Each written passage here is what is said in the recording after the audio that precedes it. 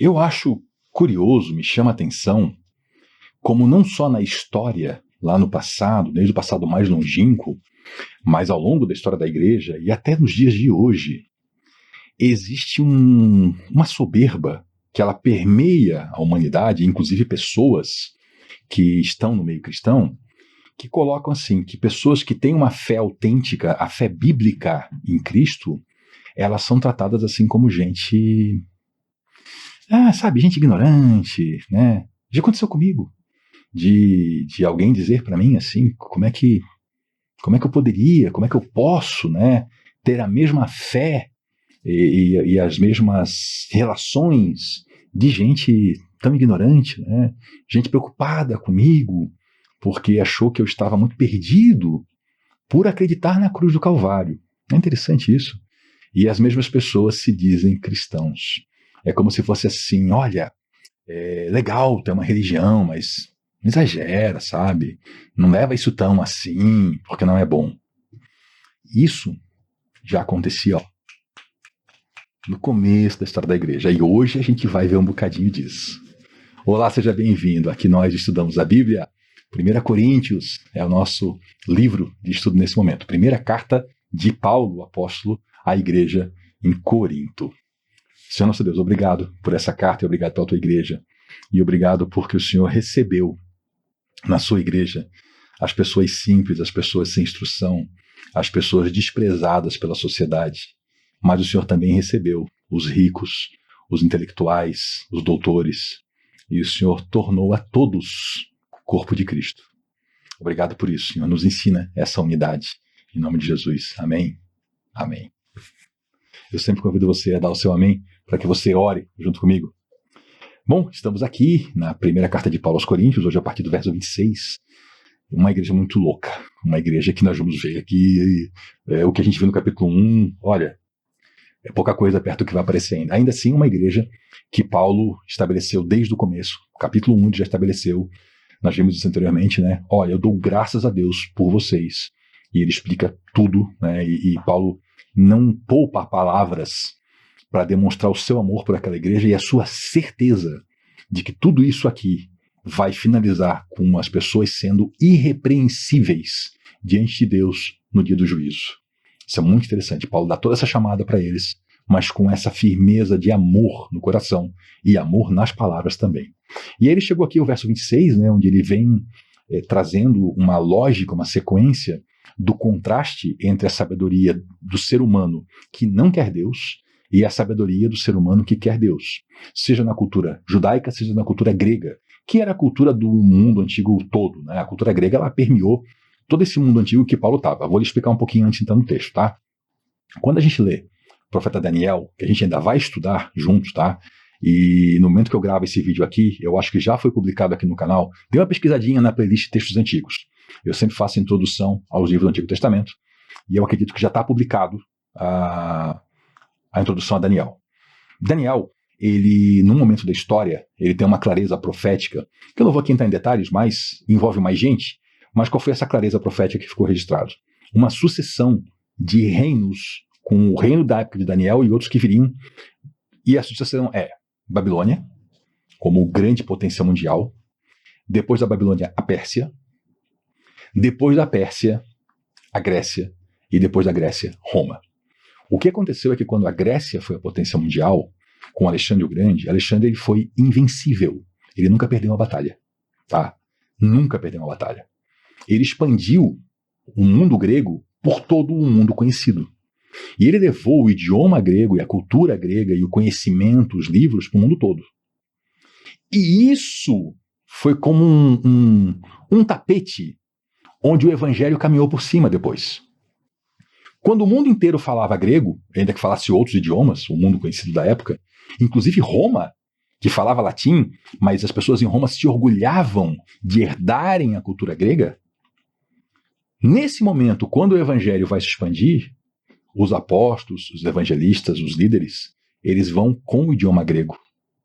E isso leva o evangelho para o mundo todo, isso facilita. Por isso que é tão citado na Bíblia o grego.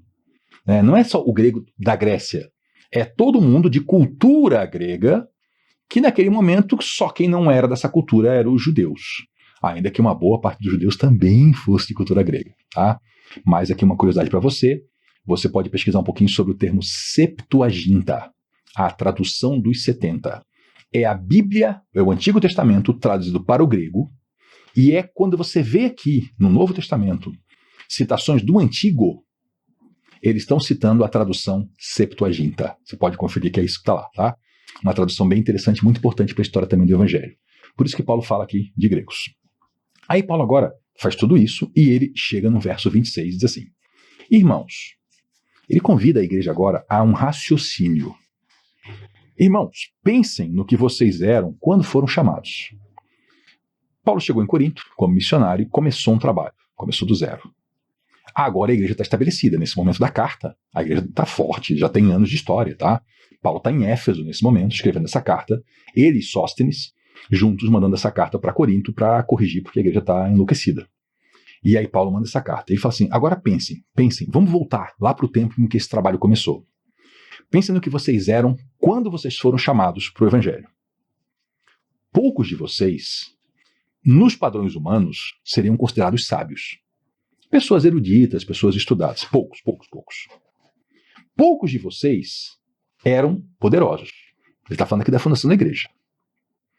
Poucos eram de nascimento nobre, quer dizer, de família rica, de família importante. Foi assim que começou a igreja. Começou com gente importante, como o próprio Sóstenes, né, que era o chefe da sinagoga. Entrou gente ali que era do poder da cidade. Entrou, mas pouca gente. A maior parte do pessoal que constituiu aquele primeiro núcleo da igreja de Corinto, e era a grande força da igreja ainda, era gente pobre, gente que não tinha conhecimento literário, alguns inclusive nem eram alfabetizados, gente simples, gente que a cidade, a sociedade de Corinto, que era uma sociedade economicamente vibrante naquele momento, não dava atenção para eles. Prostitutas também, muitas prostitutas se converteram, gente que vivia na sarjeta. Isso formou a base daquele primeiro núcleo da igreja. Então Paulo chama eles, vamos pensar, como é que foi a obra de Jesus aí na cidade quando começou? Foi com que tipo de gente? Né? Esse era o quadro. Mas Deus escolheu aquilo que para o mundo é loucura, para envergonhar os sábios. E escolheu o que para o mundo é fraqueza, para envergonhar o que é forte. Então vamos ver o cenário. Corinto, aquela cidade riquíssima, muita riqueza, muitos novos comerciantes, a arte florescendo também na cidade, a prostituição ritualística, a prostituição dentro do templo, a prostituição cultural fortíssima naquela cidade, gente nova chegando o tempo todo, do mundo todo, a cidade crescendo, e cultura, literatura, livros, e aí gente estudando, gente se tornando pessoas poderosíssimas nas palavras, né?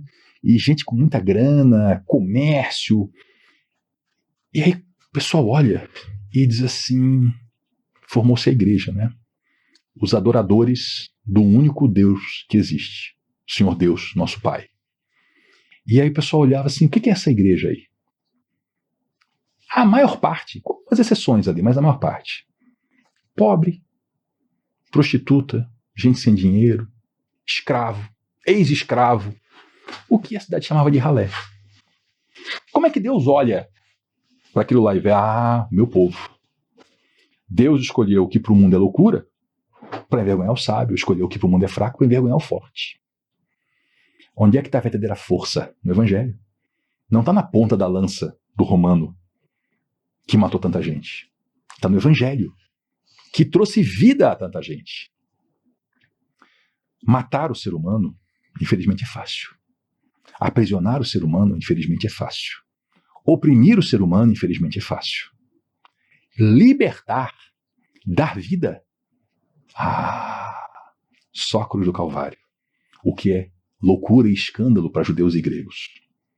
Esse é o contraste que Paulo está fazendo.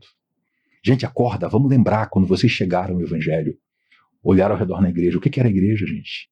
Era o pessoal da mais fina classe da sociedade? Não. Éramos nós. Ele escolheu o que para o mundo é insignificante, desprezado e o que nada é, para reduzir a nada aquilo que é. Então Deus pegou o que o mundo diz assim, isso aqui é um nada, e assim, agora com isso é que Deus vai reduzir a nada aquilo que é, para que ninguém se vanglorie.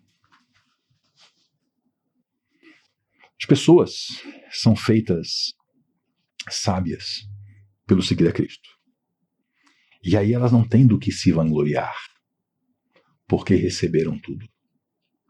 É presente de Deus, é dádiva dele. Vamos lembrar que Paulo lá no começo falou assim, vocês, igreja de Corinto, nenhum dom falta a vocês, nenhum dom espiritual. O que quer dizer dom? Dom quer dizer presente. Todos os presentes vocês receberam. O que Paulo está falando aqui agora? Deus pegou o que o mundo chama de um nada e usou esse nada para reduzir o que o mundo chama de alguma coisa a nada. E aí ninguém se vanglorie, porque tudo foi recebido de Deus. Quantos grandes sábios a igreja produziu que vieram do que o mundo chamava de ralé. Quantos santos que eu e você não sabemos nem o nome. Gente que não chegou ao nosso conhecimento, mas que no céu é muito conhecida. E porém, por iniciativa dele, que vocês estão em Cristo Jesus. A iniciativa não é nossa. Isso veio de Deus, o plano de salvação. É por iniciativa dele que nós estamos em Cristo Jesus, o qual se tornou sabedoria de Deus para nós. Você quer ser sábio? Você quer caminhar essa caminhada? Está aqui, ó. É aqui que a gente conhece sobre Jesus Cristo. Tem gente hoje, já sempre teve, né? Mas hoje de novo, que diz que não crê na Bíblia, mas segue a Cristo. Que Cristo é esse? Porque a Bíblia é a nossa fonte de conhecimento sobre Cristo. Os livros de história trazem sobre Cristo, sim. Documentos históricos trazem informação sobre ele, sim. Nós temos outros para encontrar sobre Cristo. Mas são mais informações do tipo, ele existiu, morou aqui, foi morto por Roma. Para a gente conhecer o caráter dele, a pregação dele, o ensino dele, é a Bíblia. Então como é que alguém pode dizer que segue a Cristo, só que não crê na Bíblia ou não lê a Bíblia? Aí vai dizer umas bobeiras aí. Tantas e tantas bobeiras são ditas, né? Outro dia alguém escreveu para mim afirmando que Jesus Cristo revogou todo o Antigo Testamento. Não. Tem inclusive profecias do Antigo Testamento que nós estamos esperando o cumprimento delas ainda, porque são para o fim dos tempos. Ele não revogou o Antigo Testamento. Na verdade, ele cumpriu a lei de Moisés. Aí a pessoa não lê a Bíblia e ela não sabe a diferença entre a lei de Moisés e todo o Antigo Testamento. E aí fala isso. A pessoa escreveu mais, que o Deus do porrete foi substituído pelo Deus do amor. Aí eu olhei e falei, tem dois deuses então? Porque a Bíblia tem um Deus só. O Deus e Pai de nosso Senhor Jesus Cristo, que é amor. Mas que numa linguagem nossa, vamos dizer assim, que ele também é o Deus do porrete, aliás, da espada. Porque nós não podemos esquecer, no Novo Testamento, lemos em Atos, Ananias e Safira, que tentaram enganar o Espírito Santo e morreram por isso, sem ação humana. Caíram mortos ali. Não podemos esquecer que Paulo escreve, nós estudaremos aqui, que pessoas, por levarem a ceia do Senhor na sacanagem, não discernirem o corpo de Cristo, muitos adoecem, outros inclusive já morreram por causa disso. Não podemos esquecer que na volta de Jesus vai ter julgamento. Não podemos esquecer que lá no Antigo Testamento, Deus foi extremamente amoroso e carinhoso e cuidou das pessoas. Então a falta de leitura da Bíblia leva a isso. E as pessoas vêm e aí querem falar de Cristo Jesus, mas como é que querem ter algum conhecimento dele se não querem ler as Escrituras? O que Paulo diz aqui. Cristo Jesus, o qual se tornou sabedoria de Deus para nós. Olha só, sabedoria de Deus para nós. E essa sabedoria está aqui na Escritura Sagrada. Ela não está no bate-papo. Ela não está na tradição da igreja. Ela não está nas conversas, na cabeça das pessoas, ou proveniente da cabeça das pessoas. Ela entra na cabeça das pessoas a partir da Bíblia Sagrada. Jesus Cristo, isso é justiça, santidade e redenção. Vou lhe explicar. Justiça na Bíblia não é algo ligado ao judiciário. Não é julgar As pessoas pensam, quando fala que é injustiça, então Deus vai julgar as pessoas. Sim, Deus vai julgar as pessoas, mas o conceito aqui, né, o conceito hebraico que Paulo conhece bem, a tzedaká, né, o tzadik, que é o justo, é a pessoa que faz as coisas corretas. E, aliás, a justiça, especialmente no Antigo Testamento e na cultura judaica até hoje, ela é vista muito mais como aquilo que nós chamamos hoje de caridade, ajudar o necessitado. Essa é a justiça, né? Justiça, santidade, separação para uma finalidade específica. Isso é santidade. E qual é a finalidade específica? Viver para Cristo.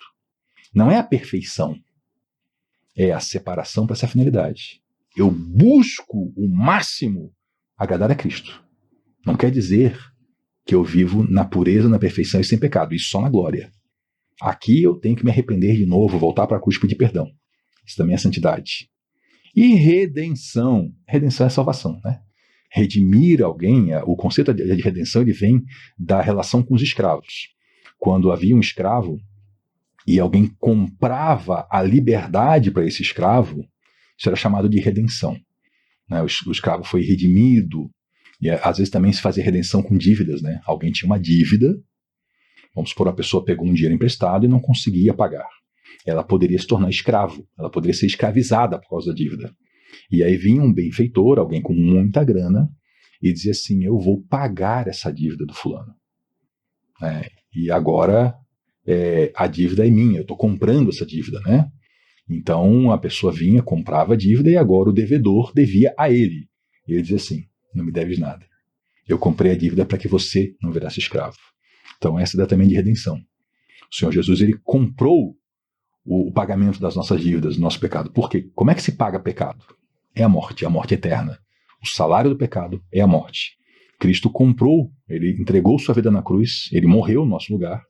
Só que como ele é puro e sem pecados, ele é o Filho de Deus, ele tomou a sua vida de volta e ressuscitou. E foi o primeiro, né, chamado de as primícias da ressurreição. E nós também ressuscitaremos no último dia.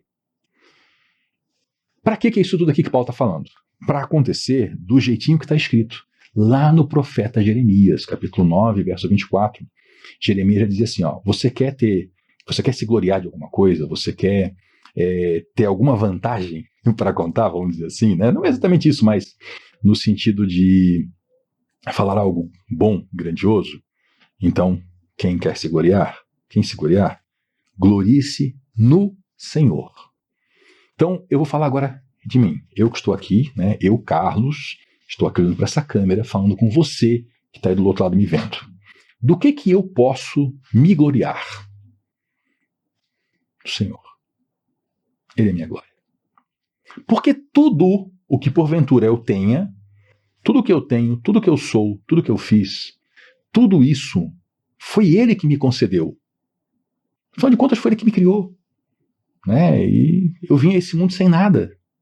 Ele me deu um nome, uma família que cuidou de mim, Ele me alimentou. Mas para algumas pessoas, né, que até comentam, agradeço a bondade dos comentários de pessoas que falam sobre o ensino que eu trago aqui. Tem alguma coisa que eu estou lhe ensinando que fui eu mesmo que por minha própria capacidade criei? Não. Para começar, porque eu não tenho minha própria capacidade. Se eu tenho alguma capacidade intelectual, foi uma criação de Deus, também recebi. Se eu tenho alguma inteligência, foi Ele que criou. Se eu sei alguma coisa, alguém me ensinou. Mas e se eu li sozinho num livro? Foi Ele que me deu olhos para ler, capacidade para processar isso e hoje boca para falar. Então, se eu tenho alguma coisa para me gloriar, é o Senhor. Tudo o que eu já fiz nessa vida, se alguma coisa que eu fiz foi de bom, eu posso me orgulhar em mim mesmo? Não posso. Foi Ele que me ensinou a fazer o bem. Foi Ele que me ensinou o caminho correto. Foi Ele que me deu condições. Então, se eu tenho algo para me gloriar, é o Senhor. Então, não tem como uma pessoa que é realmente honesta, sincera e que com conhecimento da palavra de Deus, não tem como essa pessoa se gloriar em si mesma de alguma coisa. Se ela conhece a palavra de Deus e se ela tem honestidade e sinceridade no que ela fala, ela vai dizer, toda a glória seja dada a Deus. Amém.